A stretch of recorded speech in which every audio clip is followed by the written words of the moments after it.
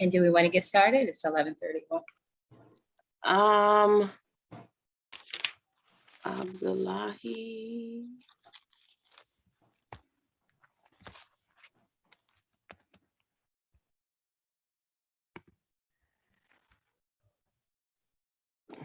Just give them one more moment. Please, Shalonda. This one won't run overtime, so I don't anticipate that anyway.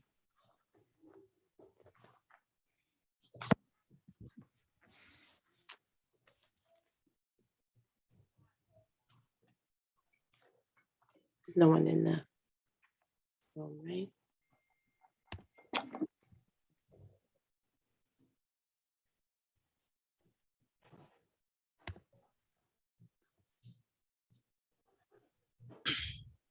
Some parents are trying to log in and They're trying to get in? yes, let me see. Can you assist them or do we need to do something? I sent them the link, so they took a picture of it saying meeting does not exist. Maybe they're using different link. Let me resend. Assalamu alaikum. Yeah, well, yeah, one of the parents is here. There's another parent. Let me resend this. Okay.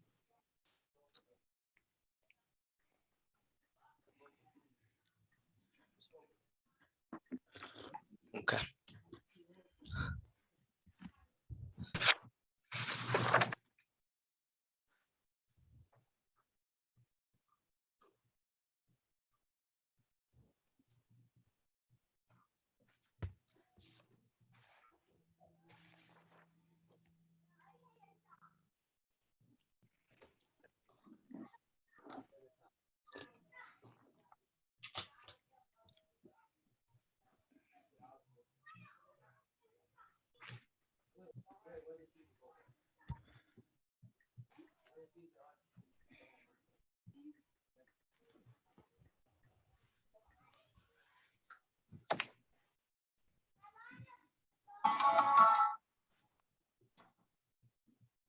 Good morning, everyone, and welcome.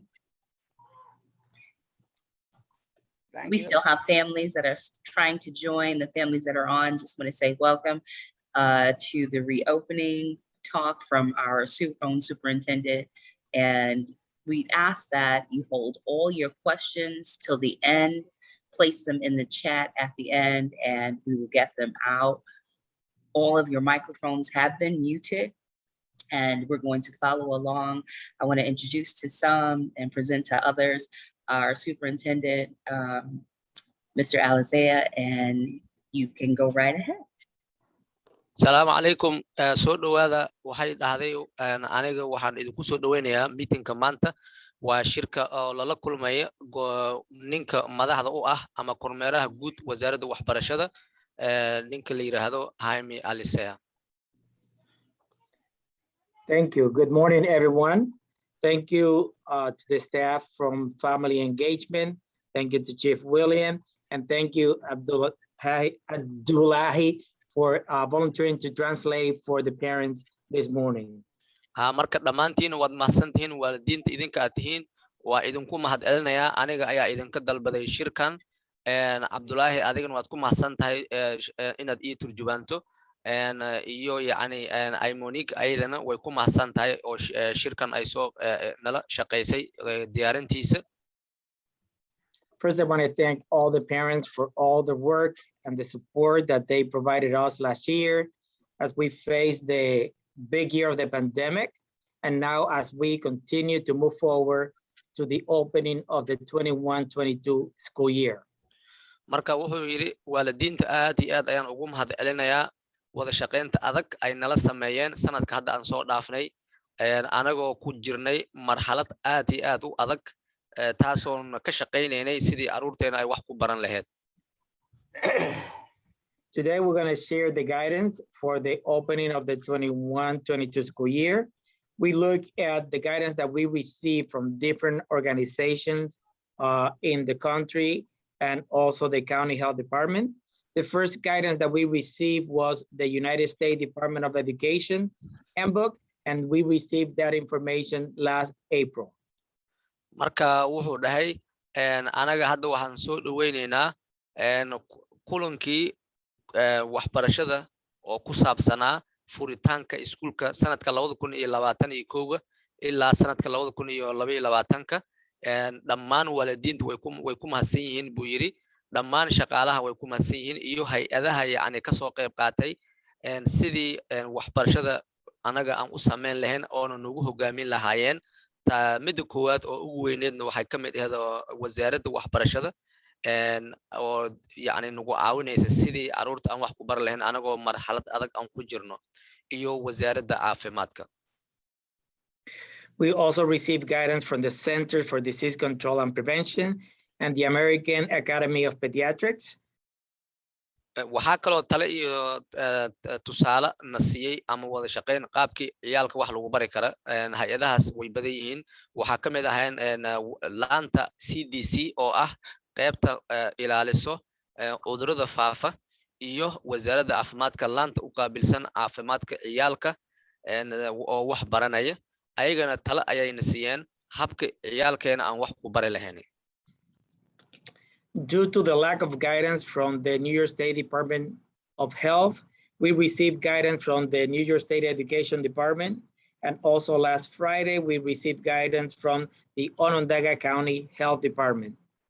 Marka xafiiska ugu sareeya caafimaadka ee gobolka New York iyo laanta dawladda hoose aan caafimaadka u qaabilsan ayagana tale iyo tusaale ayayna siiyeen taasoo ku saabsan sidii ciyaalkeena wax ku bari lahayn. And also last week, we received guidance from Upstate Medical University, a group of pediatrics, and they're recommending the back to school masking statement. And kuwa kale oo ayagana wasaaradda caafimaadka laanta ka mid ah magaaladeena Upstate ayaa ayagana waxay nagu caawiyeen talo ahaan waxay dhaheen in yani ciyaalka haddii iskuulka ay dhigtaan ay xirtaan maskaraatiga. Based on the guidance that we received from all those 5 organizations, we have made a decision to bring all our students, pre-K-12, in person for instruction 5 days a week for the 21-22 school year. Marka anagoo ka tusaale qaadanayno buu yiri taladeena siisay 5 hay'adood oo dawli ah oo ka shaqeeya yani qaabka waxbarashada ciyaalka iyo macal caafimaadkooda ayaa degmada magaaladeena waxay go'aan ka gaartay ayadana in taladaas ay qaadato sidii ciyaalka wax lagu bari lahaa marka anagoo dib ugu soo noqon doono buu yiri sanadkan 2021 ilaa 2022 in ciyaalkeena aan wax barno sidii ayaga iskuulka dhexdiisa ay ku baran lahaayeen waxaana la rabaa in 5 maalmood weekii ay dhigtaan iskuulka. We know that there's some students that they have medical immunocompromised system or some mental health issues or illness. So we are going to be providing remote instruction to those students with documented information. So they will fill out an application and submit documentation from their doctor, pediatricians about why they need to remain remote. Marka wuxuu yiri maadaama 5 maalmood si caadi ah ay iskuulka inay u dhigtaan la rabo waxaa jirta ciyaal oo iyaga iska xanuunsan ama tabartooda liidato caafimaad ahaan marka oo u baahan in daryeel fiican ama daryeel badan la siiyo marka kuwaas haddii cadeen laga helo inay ayaga iskuulka imaan karin waxaa la rabaa buu yiri in waalidiinta ay nala shaqeeyaan sidii ay nagu caawin lahaayeen ayagoo keenaya cadeemo oo cadeynaya ama ka soo cadeynaya dhakhtarkooda in cunugaas uu xanuunsan yahay uusan imaan karin iskuulka 5 maalmood laakiin la rabo in guriga wax lagu baro haddii cadeyntaasi nala siiyo waan la shaqeynaynaa buu yiri dadkeena in ciyaalkaas oo kale marka cid wax lagu baro laakiin waxaa la rabaa in dadka kale ama qofkii imaan karo inuu imaado 5 beri. Some of the measures that we'll be taking for this coming year, number one is vaccination. We heard Dr. Gupta on Monday night. We have heard the CDC and the American Pediatrics saying that the best prevention that we have is for people to be vaccinated. So we will continue to encourage our staff to get vaccinated. marka wuxuu dhahay Dr. Gupta iyo xafiiska yani CDC iyo yani hay'adaha dawliga ah aan hadday aan sheegnay wuxuu yiri talo waxayna siiyeen gaar ahaan kuwa caafimaadka ka hortagga cudurkan COVID-19 waa in yani dadka la talaalo. Talaalka waa ka hortagga cudurkaas oo la xirto af xirkana la xirto sidaas darteed waxaa la rabaa buu yiri in ciyaalkii iyo dadweynaha caafimaadkooda lagu dadaalo sidii ayagana ay wax ku baran lahaayeen ayagana ay ku badbaadi lahaayeen. Last week, the Board of Education approved a resolution for the staff to provide documentation of vaccination or to submit to weekly testing for COVID-19. Yesterday, the county executive, Ryan McMahon, also passed issue a local emergency order number 22, where he is also requiring people, all school employees, to be vaccinated or to be submitted for weekly testing. Marka week hadda aan soo dhaafnay ayaa waxaa kulmay guddiga waxbarashada u qaabilsan madaxda wasaaradda waxbarashada degmada Syracuse. Waxaa la yiri shaqaale kasta oo shaqaale iskuul ah waa in uu qaataa talaalkaas. Hadduu qaadan waayo waxaa laga rabaa week kasta in la baaro baaritaankaas yani oo laga caddeeyo inuu qabo iyo inuusan qabin. Waa mid kale xafiiska dawladda hoose waxay amar ku bixisay oo degdeg ah numberkaas sharcigiisa uu yahay numberka 22 ayaa la yiri in qof walbo shaqaalaha ka mid ah ama deegaankan degan in la talaalo. Haddii uusan la talaali karin caddeemana laga helo doctorkiisa waa in caddeentaas uu keenaa misena waa in usbuuc kasta baaritaan lagu sameeyaa intaas waa dadaal la rabo in yani dadka caafimaadkooda la badbaadiyo. And we're working with the county health department to do the testing at the schools. And wasaaradda caafimaadka dawladda hoose ee countiga magaaladeena ama degmadeena yani waxaa la yiri in ayaga bulshada gaarsiiyaan talaalada ayagoo sameyn kara inay geeyaan talaalada ama ay ku talaalaan dadka meelaha iskuulaadka ku yaala. Now, vaccination for the students, we will continue to encourage our families with children ages 12 and up to get the vaccine. Hadda talaalka ardayda markaan ka bilaabo 12 jir iyo inta ka badan ayaa diyaar ah talaalka hadda. Dadka ka waaweyn yani dadka waaweyn sidoo kale waa la talaalayaa laakiin ardayda waxaa la rabaa unug walba 12 jir ah uu yahay ama uu ka weyn yahay in la talaalo. We will continue to partner with local pharmacies to hold vaccination clinics in the schools. We had 4 vaccination clinics 2 weeks ago at PSLA at Fowler, Fraser K8, ITC, and Lincoln Middle School. Marka qoysaska ama waalidiinta waxaan ku dhiirigelinaynaa inay ka faa'iideystaan waqtiyadaas ama meelaha dadka lagu talaalo ama fursadda talaalka la sameeyay. 2 usbuuc hadda aan soo dhaafnay waxaa talaalka laga sameynayay iskuulaad yani magacyadooda hadda inta aan ka sheegay wuri waxaa ka mid ahaayeen PSLA iyo Fraser iyo ITC iyo Lincoln maalinta arbacada oo bisha 8 iyo 27 bisha 8 maalinta jimcada ahayd iskuulaadka lagu kala sameynayay. Haddana ku kala jiri doonaan marka bulshada waxaan u sheegaynaa buu yiri inay ka faa'iideystaan talaaladaas. We will have the second dose clinics, vaccination clinics next week, Wednesday and Friday. On Wednesday at PSLA at Fowler and Fraser, and on Friday at ITC and Lincoln.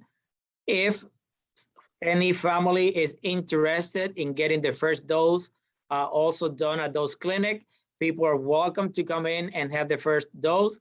That includes staff members, students, or family members. Marka magaalada yani wuxuu yiri farmasiyaasha waan la shaqeynaynaa waxaan sii wadaynaa inaan dadaal sameeyno oo ayagana dadka talaalaan sida hadda aan sheegay iskuulaadkaas sida PSLA, Fraser, ITC, Lincoln ayagana yani waxay sameyn hayaan in maaragtay ay kasoo qayb qaataan markay kasoo qayb qaataanna yani way ka faa'iideysan karaan ka hortagga talaalka marka intaas waa dadaal anaga aan sameynayn way markii la leeyahay yani maalmahaas iyo iskuulaadkaas dadweynaha hata way imaan karaan ardayda waalidiinta shaqaalaha kulli way imaan karaan way They will be doing the Pfizer vaccine, that is the one recommended for students 12 and up. marka talaalka hadda yani loo sheegay inay qaadan karaan ciyaalka ama dadka waaweyn iskuulaadka waa midka la yiraahdo Pfizer laba cirbadood way ay qaadanayaan mid koowaad iyo mid labaad We will continue to do a screening in collaboration with Onondaga County Health Department. We will be doing surveillance testing in the schools.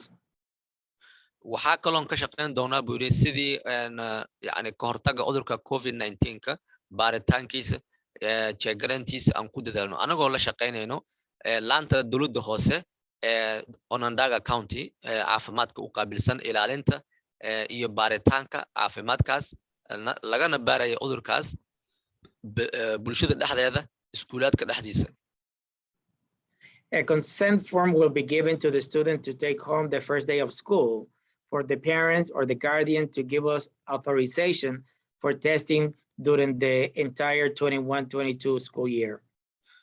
marka wuxuu yidhi waxaa la soo diri doonaa form ogolaansho ah formkaas waxaa iska leh ardayda waxaan loo soo diri doonaa waalidiinta maalinta koowaad iskuulka uu bilowdo formkaas micnihiisu waxa weeye waa ogolaansho ogolaanshahaas waa adigoo dhehayso waan ogolahay in cunugayga laga baaro haddii iskuulka maalintaas uu bilowdo formkaas la siinayaa cunugaaga in mar walba la baaraya oo soo ogolow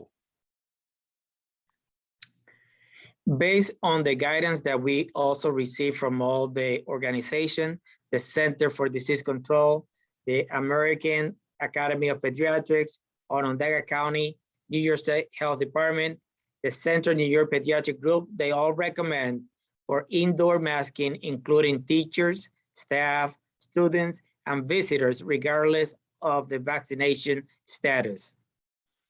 marka wuxuu dhahay hay-adaha caafimaadka u qaabilsan laanta CDC oo dowladda Mareykanka oo dhan u qaabilsan iyo jaamacadda caafimaadka ciyaalka u qaabilsan waddanka Mareykanka iyo laanta caafimaadka u qaabilsan ee dowladda xafiiska dowladda hoose ee magaaladeena Onondaga County iyo yani isbitaalada magaalada bartimaha New York ee u qaabilsan ayagana ururada caafimaadka ciyaalka waxay sheegeen ama talahaan ay soo jeediyeen in shaqaalaha dadweynaha macallimiinta iyo qof kasta oo soo booqanaya iskuulaadka waxaa laga rabaa inay mask xirtaan maskaraadka inay xirtaan waaye haddii hata ay talaalan yihiin iyo haddii kaleba waa in maskaga ay xirtaan buu dhahay saasay talahaan dadku siiyeen marka waxaa la rabaa in haddii bas raacayn iyo haddii meel kale ay maraanba in yani ay maskaraadkaas xirtaan waaye Masks will also be required on buses in the morning. Masks will be or in hour and in the afternoon. Masks will be optional outside during recess. We will provide mask breaks during the day, and masks will be available for student and staff. marka maskaraadkaasna waa mid uu ahaan doono mid meel walba ay joogaan iskuulka dhexdiisa banaanka maaragtay basaska korkiisa mar walba inay xirtaan waaye maskagaas meel alle meesha joogaan laakiin nafaas waa la siin karaa ama break qofka nafaas waa la siin karaa haddii uu daalo waxa la dhihi karaa nafaasaan ku siin karnaa laakiin waxaa shuruudo ah oo nalagula taliyay in qof walbo talaal iyo talaal daraba waa inuu ahaadaa qof maskaraadka u xirnaado We will follow the guidance from the CDC to maintain 3 feet of social distance in the classroom. We have, go ahead, sorry. waxaa la yidhi taladii oo CDC na siisay laanta caafimaadka dowladdan u qaabilsan 3 feet yani in la kala dheeraado taasna waan raacayahaynaa We have the polycarbonate dividers available that we used last year, and we are strongly recommending the use of those in the classrooms and in the cafeterias. marka waxyaabaha oo kala fogaanshaha sheegaya ama lagu sameeyo waxa kamid ah kuraasada ama miisaska ardaydu ku fariisato fasalka dhexdiisa iyo meelaha yani cuntada ay ku unteeyaan aag ama muraayad oo u qaybinayso labada dhinac si qofka markuu neefsado iyo qofka kale yani neeftiisa ay isgaaraynin marka taasi sanadkan waan sameynay wayna ku sii socon doontaa buu yiri meel walba oo yani ardayda iyo shaqaalaha ay ku kulmi karaan iyo fasalada dhexdeeda inay ka isticmaalaan. We will continue to monitor the transmission rate in the county and the city and adjust based on the Onondaga County Health Department recommendations.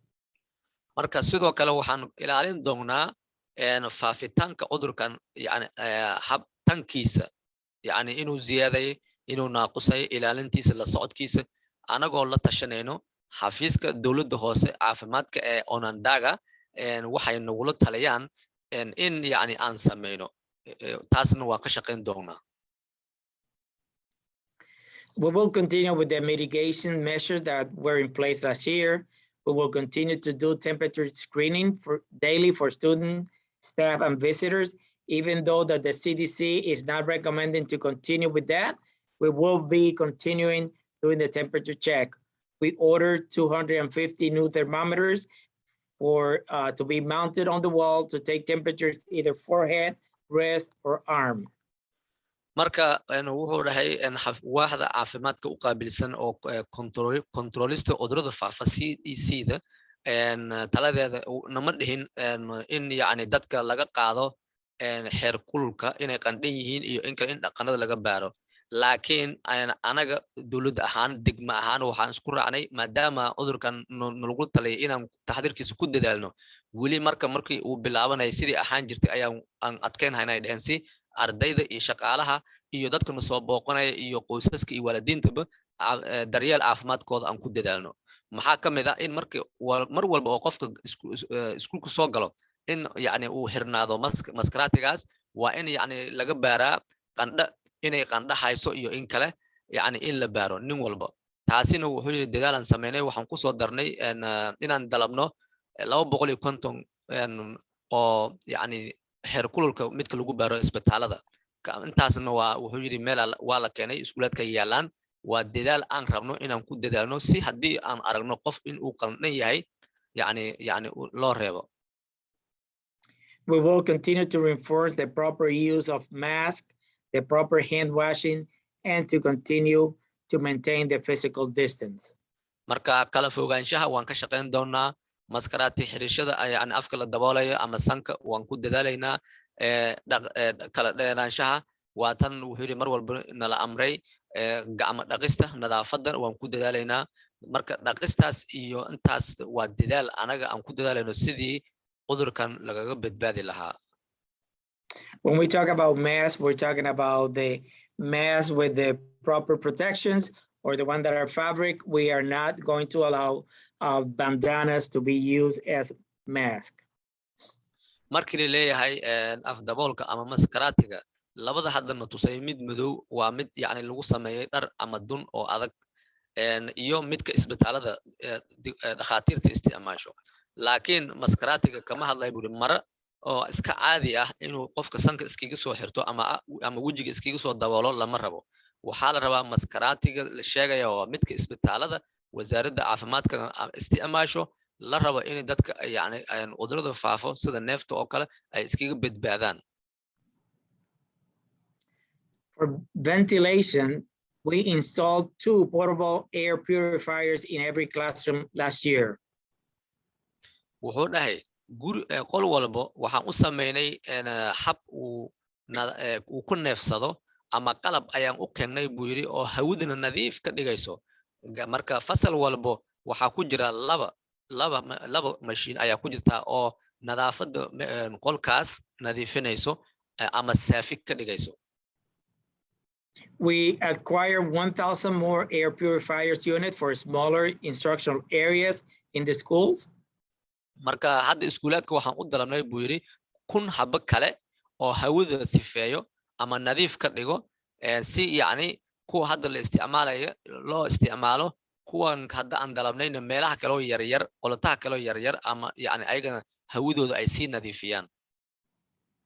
We purchased 250 larger air purifiers unit like the one on the picture for larger group instructional areas, cafeterias, and the libraries.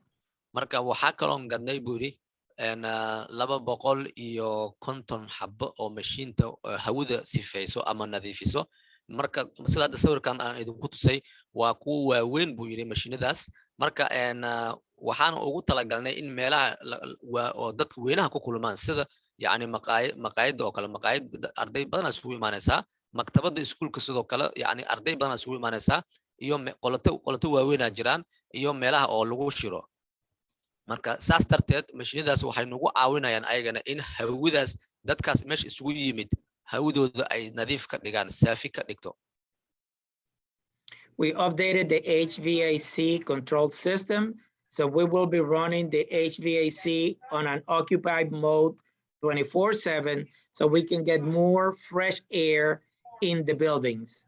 Marka wuxuu yiri waxaa kaloon on asri aan ka dhignay ama usboonaysiinay air condition-yada oo iskuul kasta ka shaqeeyaan hawada kuwa yani qabowga keeno hawadana nadiif ka dhigo 24 saac hawadaas inay fresh ay ahaato iskuulkoo dhanba mashiino ka shaqeynayaan keenay asriyan ka dhignay marka hawadaas inay hawo nadiif ahaato darteed. We have upgraded to the higher MERV filters that we can use in the systems that we have in the buildings.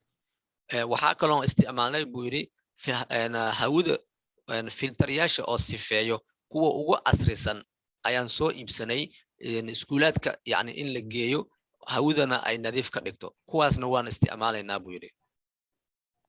We have replaced the carpet in more than 200 classrooms, so it will be easier to keep the classroom cleaner. Sidoo kale 200 fasal in ka badan ayaa inta samarkan ku guda jirnay waxaanu bedelnay buu yidhi carpetyadii oo maartay dhulka yaalay oo dhan waa laga saaray waan ka bedelnay ku cusub ayaan ku xirnay buu yidhi taasina waxaan rabnay in aan idin la qaybsano. So one thing that we're going to ask our students, we're going to ask our staff, and we're asking the parents and guardians is that if any student or any staff member is experiencing any of the COVID-19 symptoms, to please stay home and be tested.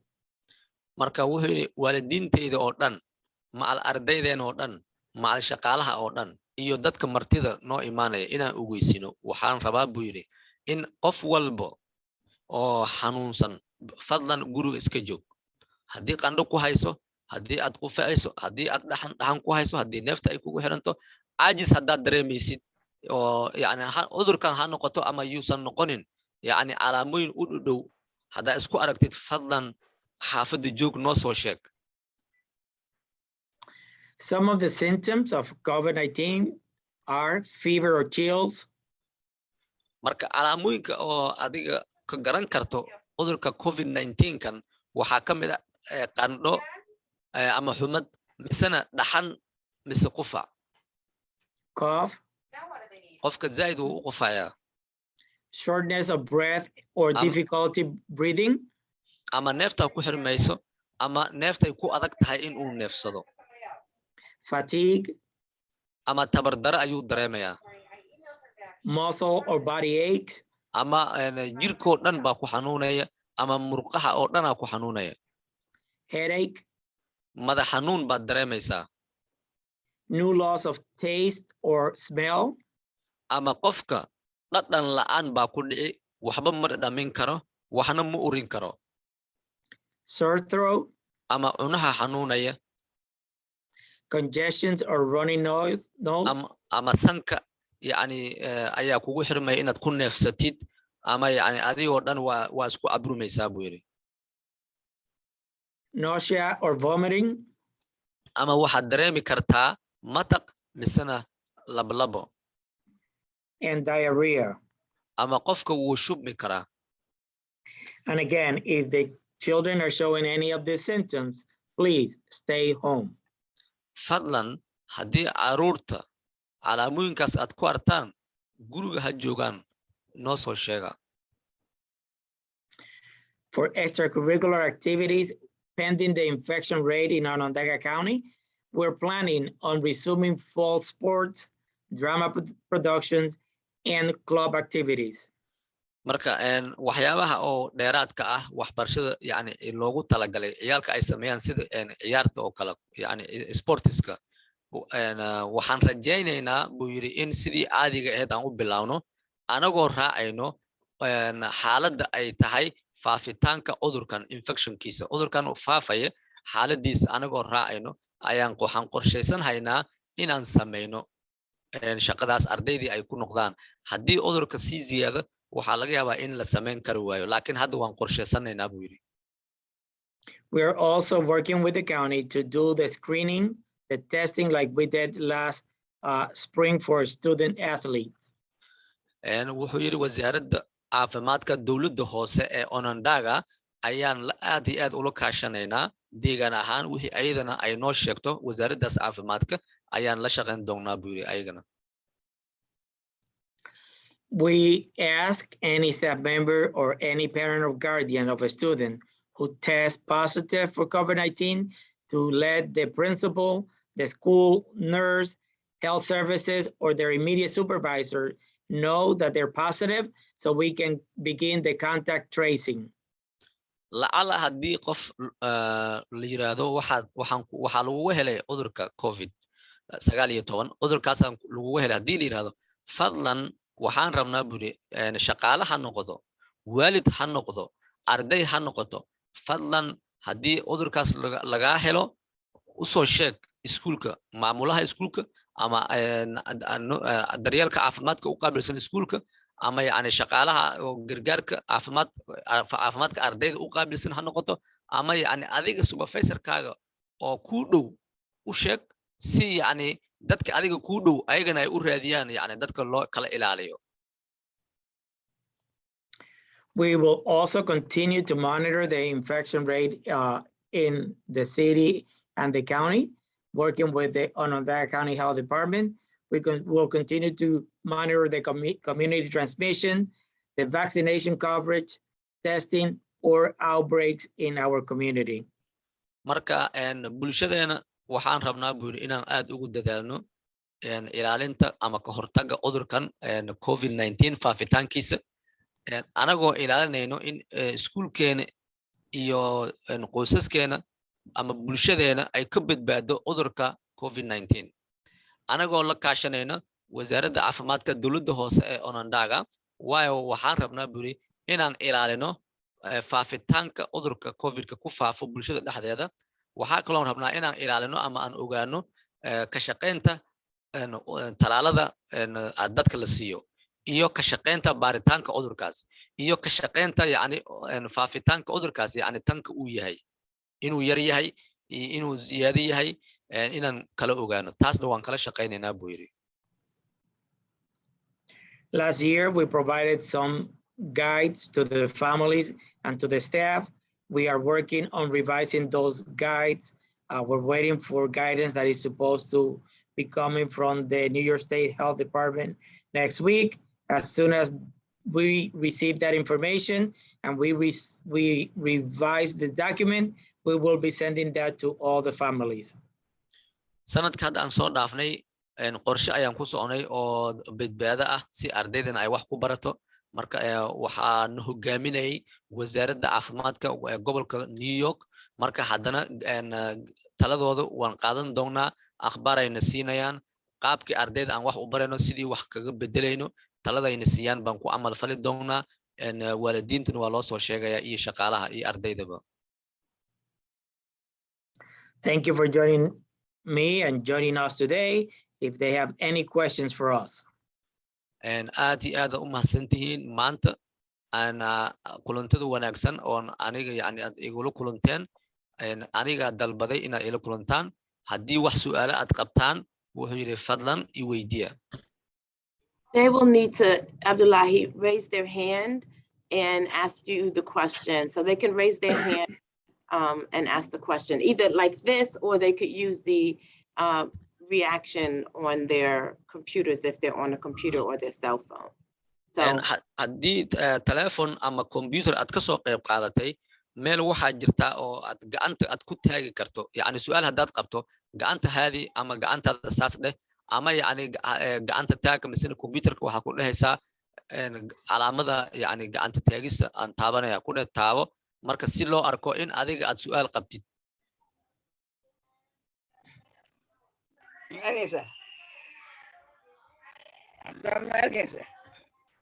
ha yes su'aalay may baa jirada eed baan badati oo dadka badati idawayte ha aniga jirada eedan badati almost waxa weeye meel kasta United States jirada badati marka ma faylayn anay sida hor lankooda oo awlaadda guriga baradaan because nidaamka walba jirada walba misbedelay. As a parent, he's asking that right now we understand that this COVID-19 issue is widespread across America, across the world, and we have been affected by this matter. So is it possible to look or reconsider the guidance of in-person instruction? Or there are other alternatives that can be done to help the students learn? Thank you, and I understand that. We have been reading all the guidance that we have received. I know that this is still a pandemic, but all the guidance is recommending for schools to be in person because our kids have missed a lot of instruction last year. That's why we have the remote option for students that have some health issues, so they can apply for that. And again, we will continue to monitor the infection rate in the city on Onondaga County. And if it goes up higher than what it is right now, and if we have to go to remote instruction, we will adjust to that. And may dhahay mahadsanta and mahad ida anka mahad yare in su'aalas I warsata waa run way waayo arin oo ka faafti way Mareykanka ama adduunweynaha ka faafti arin jartu way marka wasaaradda caafimaadka gobolka iyo marka ninkala taliyada iyo tan waxbarashada awlaadda inay oo cashar badan iyo dhaafi maadaama cashar badan dhaafi oo unina dadaalooyin cashar in qaadan maylis dhahay halka day inay oo yani kuwiji iskoolka kooyan oo casharkiisaas ka qaadan laakiin maylis siyaare fursad lan siyay waalidiinta kale oo awlaadiyo jirin haddii oo nog jirin lanka qaba oo waan ha iday inay jirinyo caadi markaas iskuulka may loo ogolyaa inuu idka dhigada shukran marka waxa way wasaaradda caafimaadka gobolka New York ayaa amartay in sidaad la yeelo laakiin wuxuu dhahay ciyaalka cashar badan ayaa ka baaqday casharkaas baaqday dartiisa ayaan waxa la yiri bal aan isku dayno haddana haddii sidana ay dhaamayso anagoo ilaalinayno faafitaanka cudurkaas laakiin waxaan ogolnahay baa la yiri ardayda xanuunsan in waalidiintooda ay soo cadeeyaan ayagoo la kaashanaya doctorka unugaas markaas waxaan isku daynaa in xaafadda lagu baro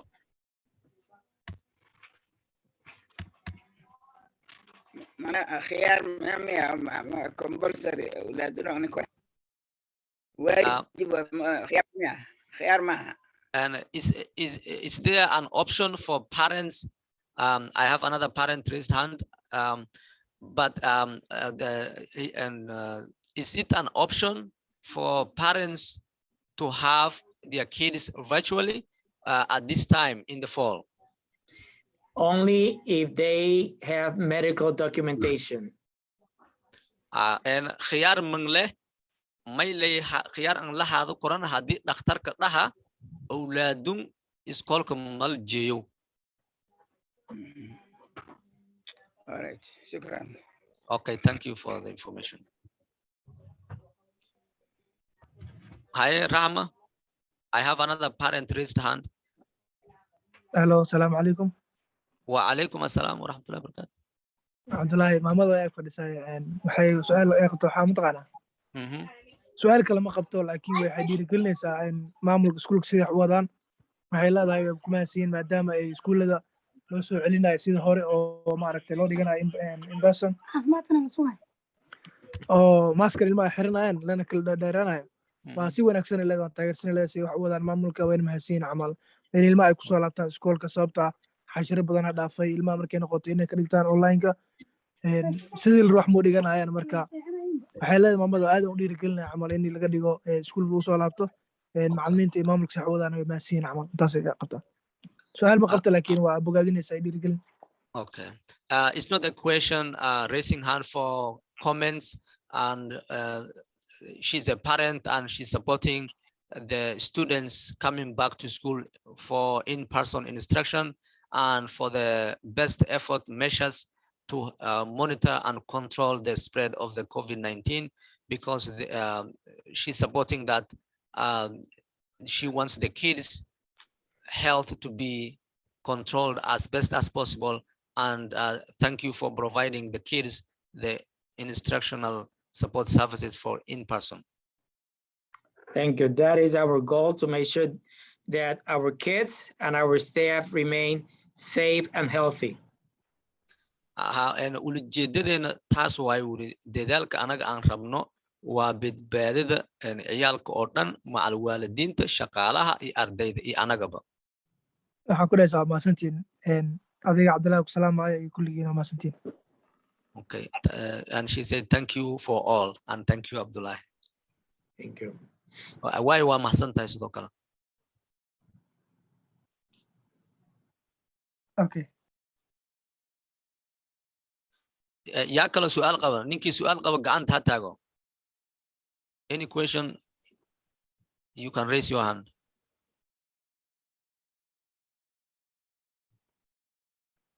Hamadi? There's a raised hand. Okay. I am Hamdi. أنا أو محمود واي محمود. أو محمود هاي هذا. السلام عليكم. وعليكم السلام. ما ورثوه. إسكول كمانا لفروه كمبيوتر كي دالوج نلا قاعدي مركه هدي لفرو مانا لك اليوم أما سأملوا. He said hi to everybody, and my name is Mahmoud. I would like to know from the meeting today, if you can help us get the answer. The kids were given computers to study at home, and then they were returned back to school. So will the kids still get computers when they come in for in-person instruction? Last year we gave away 14,000 computers. We asked for the students and the family to return those back so we can upgrade the system in those computers. We have computers that we collected that were ready. We still have 7,000 computers that are out that we hope that we're going to be able to collect at the beginning of the school year. But in the event that we have to go back to remote, we will continue to provide with our students with the technology that they need to work from home. And may day hadii lacala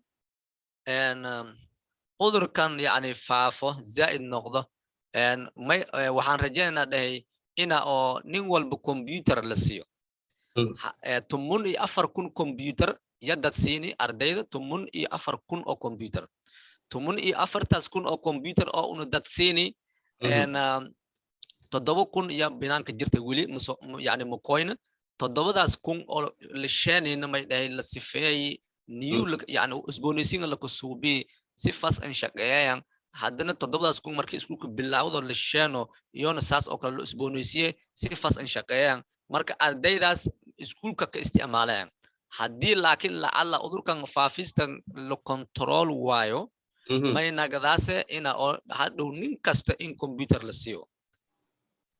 Inshallah, jazakallahu khair. Okay, thank you for the message. I really appreciate it, and thank you. You're welcome.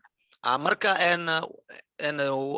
odaygaas waxaa weydiiyey in yani computerada waabana laga qaatee ardayda hadda maxay sameynayeen kormeeraha guud wasaaradda waxbarashada waa ninkan hadlaya wuxuu dhahay 14,000 computer ayaan dhiibnay 7,000 banaankay jiraan toddobada kun la keenayna waa la isboonaysiiyey casriya laga dhigay markii casri laga dhigay oo la wanaajiyey shaqadooda diyaar way markay ardayda soo noqonayeen ayagana diyaar u noqonayaan toddobada kun kala markii iskuulka furay soo galayaan markay soo galaan ayagana si casri ah ayaa laga dhigayaa si fiican u shaqeyn doonaan ardayda waxbarashadooda loogu talagalay laakiin la'alla haddii cudurkan yani la ilaalin waayo oo naga tambato ay noqoto in iskuulaadka la xirxiro ardayda cidda ay wax ku bartaan nacam wuxuu dhahay qof walba waxaan siin doonaa computerkiisa oo uu ku shaqeyn doono oo waxna ku baran doono okay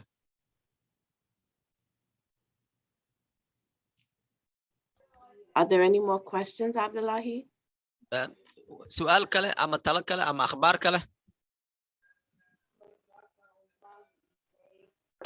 dhamaati marka iskuulki maana waqtigiisa hadii dheer maana iskuulki hala furo dhaloogana diraan hadii marka mid war sidoo kale malkasto iskuulki la bahoy ama si amalwa iskuulki la furo and he's supporting the in-person instruction and thank you for trying to do that and just to be sure the instruction will be 5 days a week like before Yes.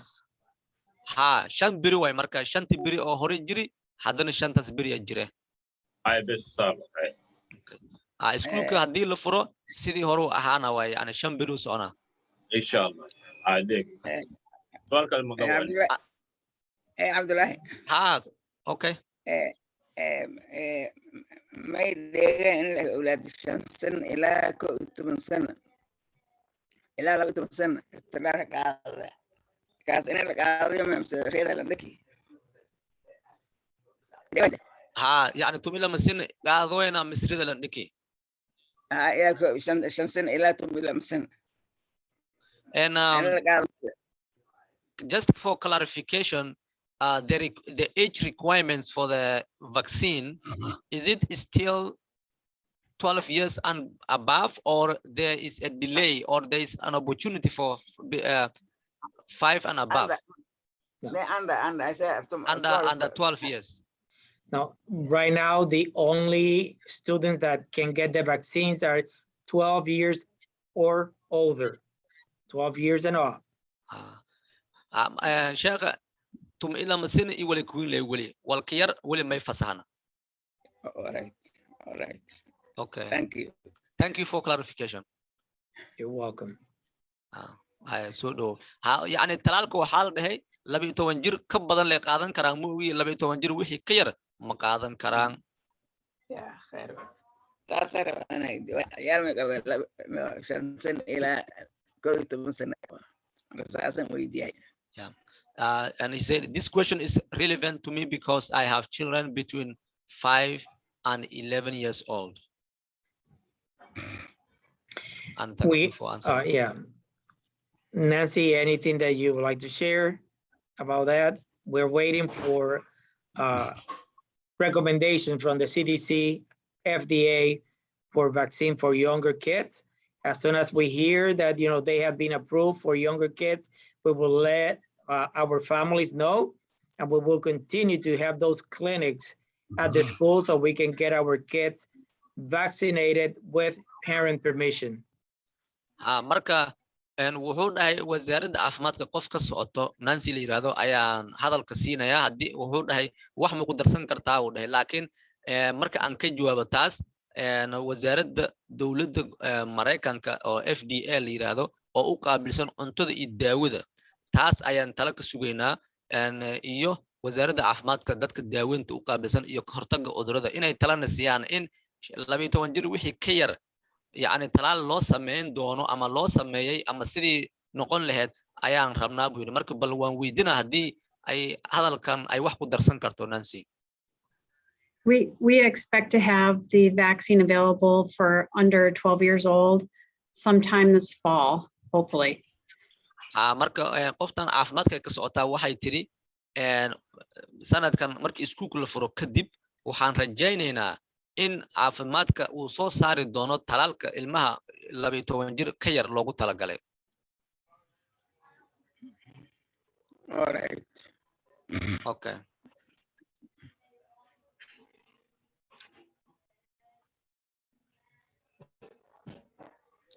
Okay, it seems there are no more questions.